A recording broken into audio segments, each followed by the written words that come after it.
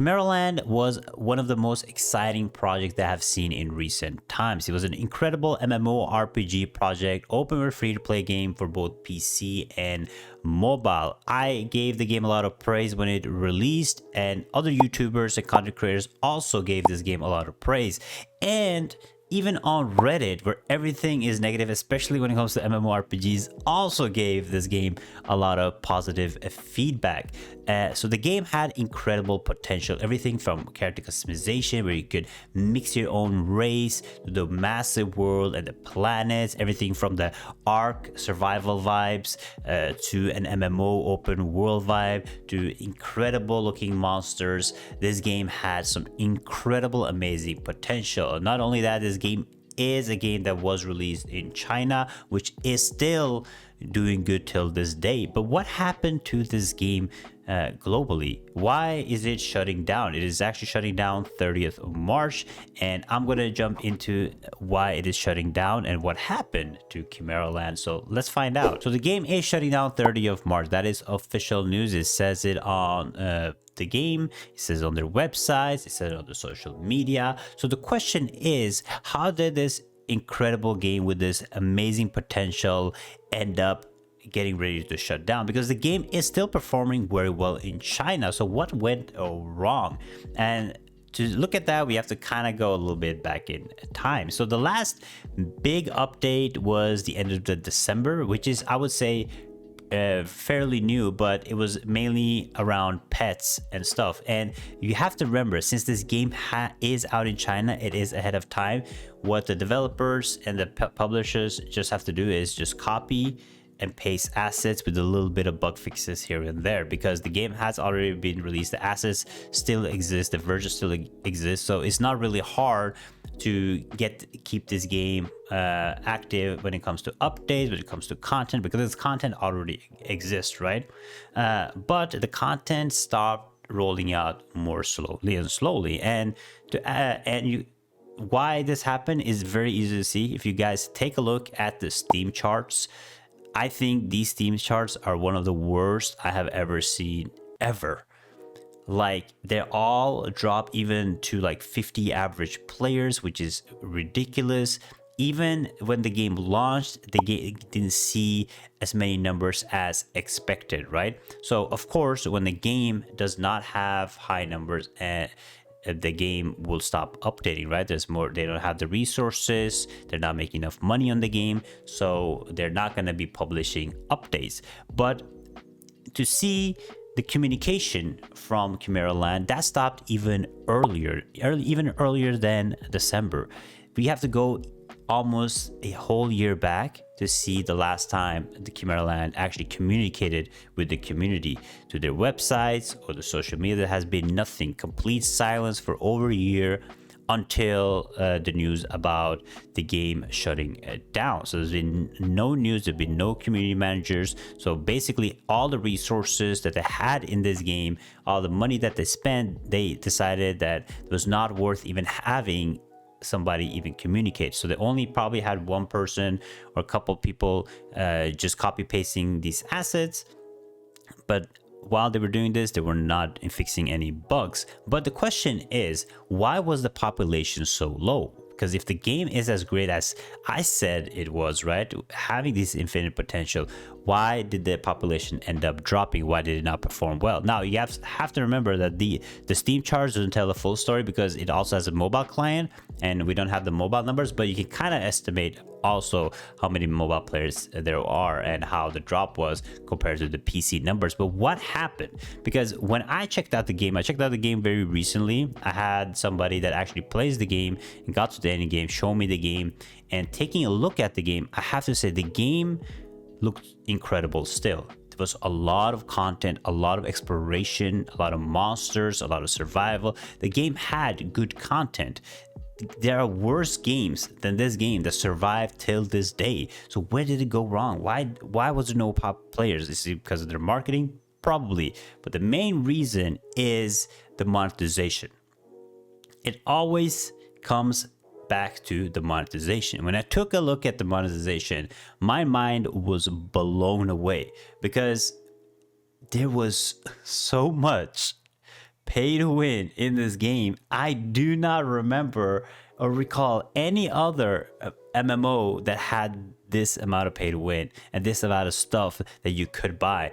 I was actually blown back, and I have played thousands of bad generic MMORPGs. I've seen all kinds of monetization, but this game went crazy with it. Okay, so when you take a look at the pay to win in this game, you could purchase battle pass, which is like, you know, that's where it starts. Purchasing battle pass, it's okay. There's nothing crazy about purchasing a battle pass. However, the battle pass that is currently in the game, they haven't updated the battle pass in a long time because, again, there was no content updates, so they didn't renew any like battle pass. But battle pass was like the simple thing. Now in this game, you have something called Cloud Sea Shop, which will help you by purchasing, will help you catch legendary pets with money. Now, legendary pets are pets that give you crazy stats, right? It will give you good stats, and the only way to do this is through the Cloud Sea Shop. So you have to be able to catch them by paying money. Now, not only that, you get these pets through gacha, and then when you get the pet, you have to upgrade them. You have to buy more parts, which is another investment for pets, and get even more stats. And apparently on the mobile version, you could pay to win even more. There was more stuff to buy if you had the mobile version, okay, which is ridiculous. Not only that, the auction house is run by something called Ruby, which can be bought with money. So basically, like most MMOs do, where you purchase the currency, you can use the pay to win currency to get gold and use that to buy items in the auction house, where you can get basically the best gear. Now, as a free-to-play player, what you could do is you could feed X with RNG. If it works, because everything was like very RNG oriented, you need materials to get seals, to get pills, but a pay to win player can skip all that, okay? And not only that, everything when it comes to the leaderboard, everything from housing to power ranking, everything is pay to win, even housing. If you got an item, because there's like a housing ranking, and you get points by how many like furniture and stuff you have, a free to play item gave less points than a pay to win item. So the game asks you to pay to win everything. Housing power, player power, everything is basically the whoever spends most. And this game does have PvP zones. When you enter a PvP zone as a free-to-play player, even a free-to-play player that played the game from day one and has been grinding, you enter the PvP zone, you get one-shotted by pay-to-win players. It is ridiculous the amount of pay-to-win. There's like small levels of pay-to-win under everything. Like you pay to win to get the legendary pet and then you have to pay to win even more and more RNG to get the stats that you want. And not only that, guys, in this game, most of the stuff is bugged. There's so many bugs in this game. There's bugs on bugs on bugs. For example, one character can have the same gear, everything, and the stats would be different on each character. And not only that, sometimes when you got a stat upgrade, the stats didn't even work in the game. So if you got like 100 more strength, this is an example, you got an item that gave you like 50 strength, those stats didn't even normally work. So there was so many bugs, there was so many issues, there was no communication. People got different power from different items, even though some things said you get 50 strength, somebody got 80 strength from that item, somebody got 20 strength. So some stats were also just visuals. So as you guys can see, there was a lot of issues, but the core issue here is, of course, the pay to win. When people played it, they started realizing that there's a massive difference between the pay to win and free to win player. Because when I measure pay to win, because every game and every MMO is pay to win these days. So what I try to measure is the amount of pay to win, right? How hard is it for a free to play player to climb and catch up to the pay to win player? And in this game, it is literally impossible. Like I said, you have to pay to win to get pets, would give crazy stats. And then there's a lot of RNG involved, and there's just too much. It's too big of a cliff to climb. And all the PvP zones is just a whale just staying there, just one-shotting every single player in there, right? So it's very demotivating for a player to play. So most of these players that probably checked it out, had a lot of fun, started realizing that there's no way they can catch up. And these people, that made Chimeraland or published it in the global version, they just kept adding more and more stuff to milk, more and more new pets. So people have to pay to win more, feed more, right? Everything in this game is about how strong or how much you can pay to win. The world bosses controlled by who can do the most damage. Who will do the most damage? People that pay to win. When it comes to the base building and everything that you do, who has the biggest houses? Who has the most highest ranking? People that pay to win. Even like your housing, you can like pay to win on your housing.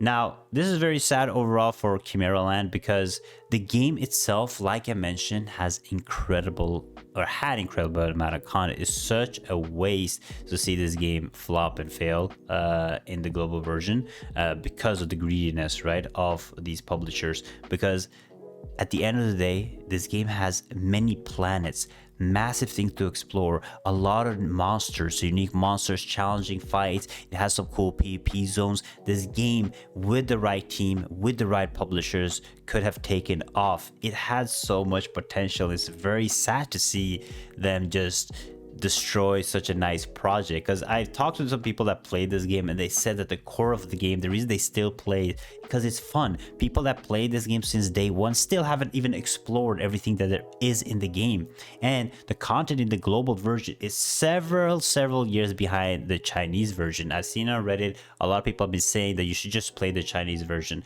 It's much better. It has a way more content.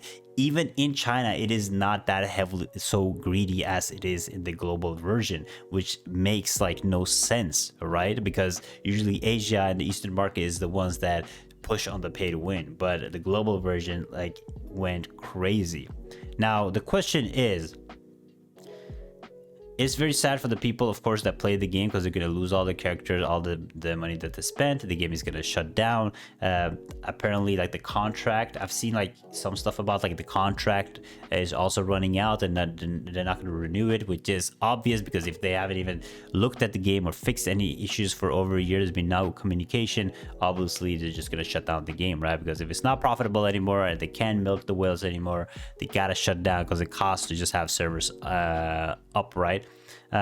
So the question is, will this game get new publishers? Will it be, relaunch? Now, I do think if a proper studio, a not greedy studio, actually took this game under the wing, this game definitely has amazing potential to do good, but it will require a lot of investments. It will require a lot of effort put into it, a lot of marketing done, and they have to do things right, because now when people take a look at it and it does come back, they're just gonna get the feel of like the greediness, right? Chimeraland is the game that was this so predatory when it comes to the monetization that it's not worth playing again, right? So I would say this is very sad overall for gaming, because it had so much content, it was so cool, it was so unique, but it just goes to show how monetization and pay to win ruins great games with great potential. It happens over and over again. There's many MMOs that have died because of the greediness, and this game just had like greediness and monetization on the next level, in my opinion. But let me know, what do you guys think about Chimeraland? Are you guys sad to see it go? Do you guys actually think that this game could perform well if it wasn't as heavy pay to win? I would love to hear you guys' thoughts. Again, like I said, there's been a bunch of good MMOs with great potential that have died because of the monetization system, or because the people that actually launched the game don't really care about the game. Very sad to see Chimeraland go. Those guys that played Chimeraland, you know, I feel for you guys. I played MMOs that I've enjoyed and loved, but I've just seen them like getting destroyed by companies that are greedy, right? So I feel for you guys. Hopefully you guys find a good game to play. But that is it for Chimeraland. Let me know what you guys think in the comments below. Check out this video right here, and I'll see you guys next time. Bye bye.